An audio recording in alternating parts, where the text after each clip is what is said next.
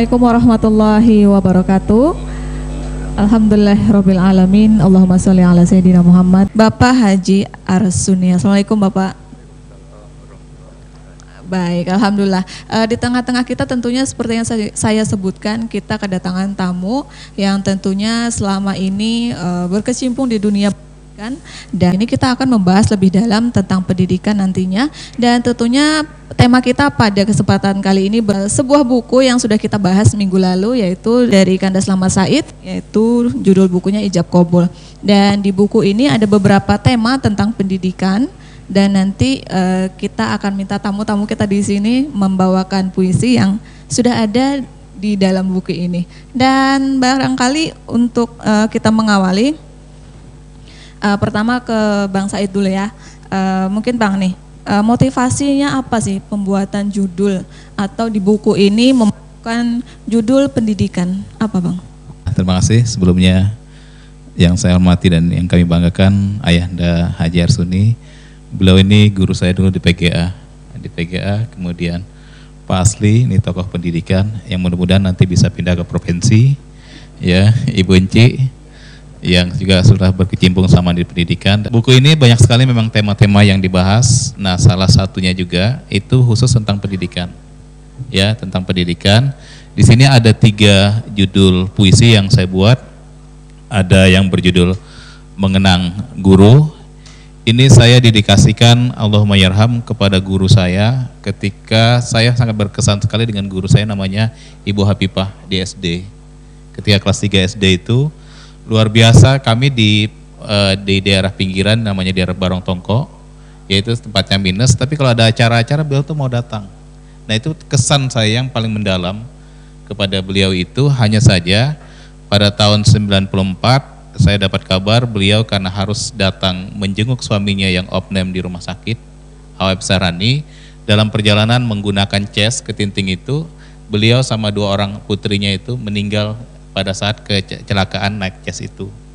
Nah, situ saya punya kesan yang luar biasa kepada ibu guru saya ini. Ya, kemudian ditambah lagi kebetulan di kuburan beliau itu juga bersamaan dengan kuburan ayah saya. Jadi kalau saya misalnya ada kesempatan mudik ke Tanah Hulu, jadi narasumber dan sebagainya, saya sempat berziarah ke ayah saya, maka saya juga berziarah ke kuburan beliau. Nah, itu kesan saya terhadap beliau. Yang kedua, puisi ini tentang kenapa sih sekarang, apa yang salah dengan pendidikan kita sekarang? Kok sampai tega-teganya seorang murid itu teganya membunuh yang namanya guru budi? Ya, di sini ada juga Mengenang Guru Budi. Itu kami membuat puisi kumpulan.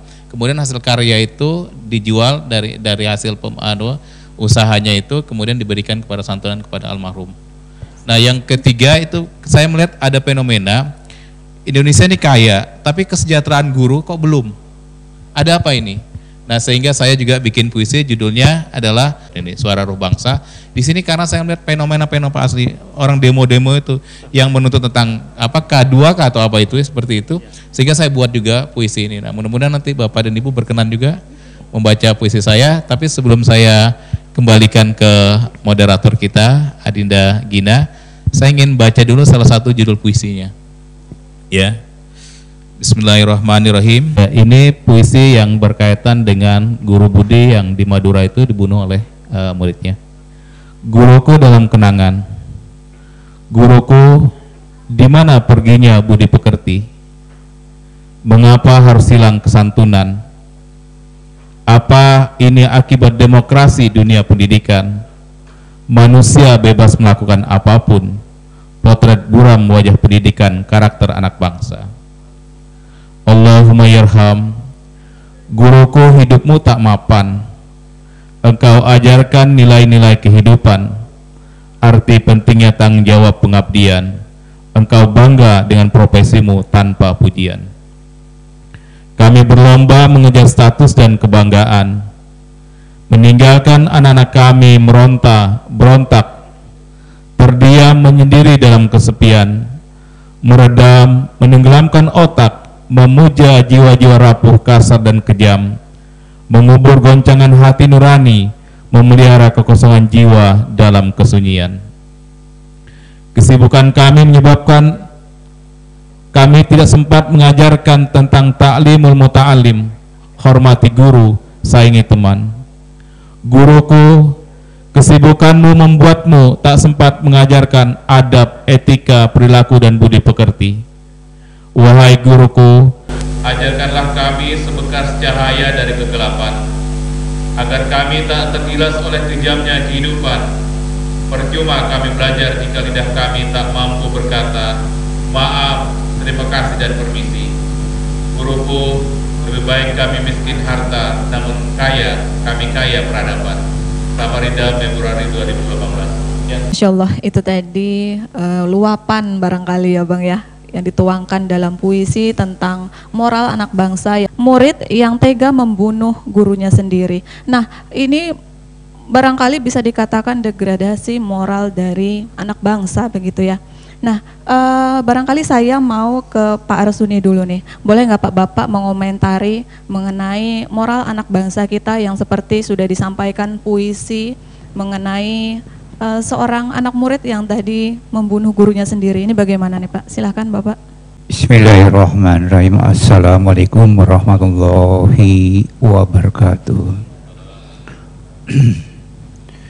Ya, terima kasih. Setelah mendengar puisi yang dibacakan itu tadi, hati kami ternyah atau merasa, ya namanya terenyah mendengar berita yang memang betul juga kalau saya mendengar berita itu di TV. Alhamdulillah pada hari ini atau siang hari ini untuk diulang kembali di dalam tempat yang terhormat ini dan untuk kota Samarinda atau mungkin Kaltim, di mana hal ini perlu pembinaan akhlak ini yang paling utama. Dengan adanya akhlak yang baik, insya Allah pembangunan apa dan sebagainya itu akan baik. Apalagi namanya dengan korupsi dan sebagainya itu karena ada dasar akhlaknya yang dibina, terutama di rumah tangga. Kedua, sekolah. Ketiga, lingkungan, khususnya rumah tangga. Kalaulah tidak salah, Anda memperingati kepada kita al-jannatu tahta aqdamul ummahati. Surga, kebahagiaan rumah tangga yang sakinah itu terletak kepada kedua orang tuanya yang mendidik sang anak untuk diisi ilmu pengetahuan terutama akhlak.